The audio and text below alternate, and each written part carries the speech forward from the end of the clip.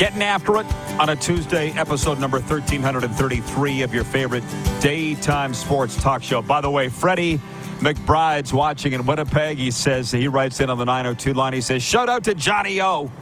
I need a shirt now. Oh, Johnny's got a wider range of clothing here at Johnny O's Gymnasium.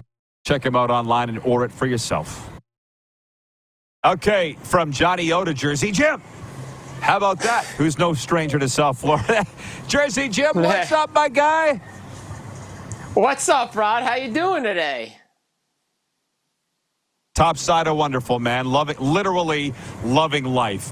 Listen, before we delve into the NHL scoop, you want to talk about your time with Des Bryant at the, whatever the hell that was. Well, I can't remember. Fan Fest? What was that thing? Take me inside that, your time with the Cowboys there, and how it relates to Dak Prescott and Jerry and all that. I know how excited you are about it. Yeah, so Fanatics Fest back here about a month ago in New York at the Javits Center was the first, the big thing Fanatics put on. You see, all the clothing from all the major league things there. Rock Nation was hosting a 40-40 club. Jay-Z had, he put a little club in there for all the big celebrities. So we were on the blue carpet, a.k.a. the red carpet. Des Bryant came up. We started asking him a couple questions. And we asked him about the Cowboys this season. And he was like, yeah, as long as Jared pays my guys, we're going to be good. And we were asking about CD and Dak. And then finally, a couple weeks later, CD gets his money. Dak got his money on Sunday. So I guess Jerry Jones was listening to what Des Bryant had to say. Clearly. Exactly. He paid him. And I'm glad because it paid off. Jersey Jim, NHL training camps are opening this week. So I was on the South Florida Tribune podcast last night talking about the Panthers and the Lightning. I got my hands full there. Tell me about the tri-state area up there and what's going on with camps this week. What are the stories? Yeah, we got rookie camps coming up this week. Obviously, the New Jersey Devils are opening up. They're going to go up to Buffalo like they do every year to play in a rookie tournament. Ottawa's going to be up there. Boston, Montreal, Pittsburgh will be up there as well. New York's opening up their camp as well. They always head up by the Michigan area to do their rookie camp, and the Islanders will be opening up as well. Next week's when everybody gets into town. And then preseason action starts next week already, if you can believe it. The NHL season is here, and a lot of things to look forward to, especially around the New Jersey Devils. Obviously, when the main guys come in, we've talked about Jacob Markstrom, Brett Pesce, Brendan Dillon. But the buzz around the New York Rangers is when is Igor Shesterkin going to get that contract, right? He's looking for a long-term extension. He wants to be the highest paid goaltender in the league, rightfully so. He's won a Vezina. He's been in the conversation for the Hart Trophy. Does he get more than the guy down there in South Florida, Bobrovsky, who's got a Stanley Cup to his name, and probably if the Panthers had 1-5, probably has a Conn Smythe to his name. So that's the debate. How long do you want to go? I mean, numbers-wise, you say to yourself, yeah, Shesterkin's probably a $10 million goalie, but is he worth Bob kind of money? Because we know, Bob struggled early, and then he's bounced back over that last calendar year. So that's the big thing there. And again, with the Rangers is Capo Caco, is he going to get the opportunity on that top line to play with Kreider, Zibanejad? And if he does, and if he can turn it into what Alexis Lafreniere did last year, the Rangers have a nice top six. I think it's pretty clear. I was listening to Sam Rosen this morning on NHL radio, and for him, he said it's Stanley Cup or bust. His final season calling the games, as you know, on MSG. For the Rangers, Stanley Cup or bust. We know what it is for the Devils. You got Sheldon Keefe in there as the new head coach, Jacob Markstrom in goal. Pretty clear what they want to do, and that's make the playoffs. What I don't know is the Islanders. Where are we on the Islanders? With Patrick Waugh, This is his first full season in charge. Yeah, I mean, look, you saw what happened in Vancouver. When Rick Tocchet came in, they had the offseason to put a new system in, and then Vancouver took off, and they were one of the best teams in the Pacific Division. Vancouver has a different offensive output than the New York Islanders do. I am not sold on their offense outside of Matt Barzal and Bo Horvat. I've always been critical of the Islanders not being able to score. That's always been their Achilles heel in the playoffs. Do they have a chance to get into the playoffs? They always do because of the way they play defense and the way Patrick Waugh gets those guys to play. The question is, are you going to have a healthy Ilya Sorokin going into the season? Because there are reports that he was injured during training this summer and he could not be 100% coming into training camp. Now the season is about a month away, but again, preseason matters because guys need to get reps and guys need to get into form, and especially for the Islanders, for a team that always has to keep games close. They're not going to blow anybody out of the waters.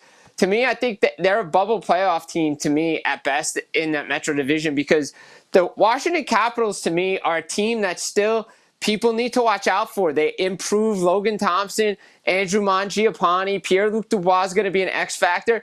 And two teams that have struggled against the Capitals are the Devils and the Islanders. For some reason in the regular season, when the games matter, they cannot beat that team and put that team away. So I think the Caps are a team you need to watch, but I do expect the Devils to be in the playoffs this year. The Islanders, to me, are more of a borderline team just because offensively we just don't know what we're going to get. Is Anthony Duclair that answer? I'm not so sure. You know, it's interesting. Jen at the Four Seasons writes in, just somewhat randomly, she says, the Islanders went to crap after they traded Eberle. Allowed him to walk in the expansion draft is what they did, but I get what you're saying. They haven't been the same since. And I would agree, and they went all the way to the conference final. You know that, before losing out to Tampa Bay, but we're big Eberle fans here. Yeah. Randy in Winnipeg writes in, he says, should the NHL have less preseason games and move the season up 3 weeks and therefore move the Stanley Cup final into May? I think you'd get an argument from them on that. I think they think they're doing just fine. How about you? I think they're doing just fine too, but I understand the other side of the argument. You don't want to be playing into late June. You want things to get done by May, beginning of June. I get it. The problem is the NFL. Like, are you really going up against the beginning of the NFL season? There are some people that want to start the season later, but the problem is again, are you reducing the schedule? Where's the revenue? You have to, again, it's about a revenue in this league. It's a gate-driven league. Most of the money comes from ticket sales in the National Hockey League. This isn't the NBA, the NFL, where most of the money comes from TV rights. So they're going to have to play as many preseason games. I think 8 preseason games is way too much. 4 or 5 is plenty with the training camp time that they can get in. Most guys are in shape now. Remember, back in the day, training camp was to get in shape. Most guys come into shape coming into training camp. If you're out of shape coming into training camp, you're not making a team, an NHL team. You're going down to the minors and you're going to get in shape.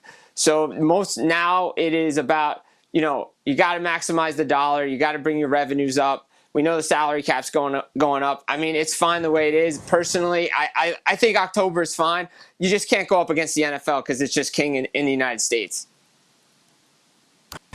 Well, I'll tell you what, last one on that. Patrolman Pete in Winnipeg writes in. He says, the preseason is what, 6 games? Doesn't seem excessive to me. By all means, cut some games off the regular season schedule, though. I don't know. The Panthers have 8 on television alone, plus 3 rookie games this weekend in Nashville, and I'm going to be following them all. How about this? Follow it if you want. Don't follow if you don't want. Thanks for coming to my TED Talk. Let's stop bitching about it. Let me just ask you this. Who's the team in the Metropolitan Division in your mind, Jim, that takes the biggest step forward? Because I'm really struggling with it. What Pittsburgh does, what Washington does, what the Islanders do, even the Devils. Who's the that vaults up this year, do you think? I mean, it's hard not to say New Jersey just because of what they brought into the system. Like I said, Brett Pesce, Brendan Dillon, Jacob Markstrom, Stefan Nason. I think if you're looking at it, there's a lot of hype around New Jersey. The expectation is this team is a playoff team. They have to take the next step. Again, I've started to think about this, right? And I saw this down there in Florida when Paul Maurice first came in. It took them a little bit. It took them most of the season to adapt to a new system. But the way Sheldon Keefe likes to run his ship, the way he has the strategies that he did in Toronto, the players that are on Tom Fitzgerald's team that he's brought in, they really mesh well. I expect the Devils to come out strong. And I think that's the team that really needs to take the next step, because do we really know what this team is? Because they're 112 points and 80-something points. I think they're somewhere in the middle. But I think the expectation is this team is a playoff team and should be competing with the New York Rangers for the top of the Metro Division this year. Jersey Jim, God, I admire you. You know that. Get your rest up, boy, because the season's here. Let's go, baby. That's it. All right. The great Jersey Jim. See you soon, my brother. Jersey Always Jim see you from soon. Hope to Full see Press. Be here, man. I'll be here from Full Press NHL. We'll be right back with Overtime, which includes, of course, a sports update and all of your questions and comments. It's really getting interesting in the Tyreek Hill thing, isn't it? With you guys. It's all coming up right after this break on Game Plus TV, WQEE Radio, YouTube, of course, Apple Podcasts, and Spotify.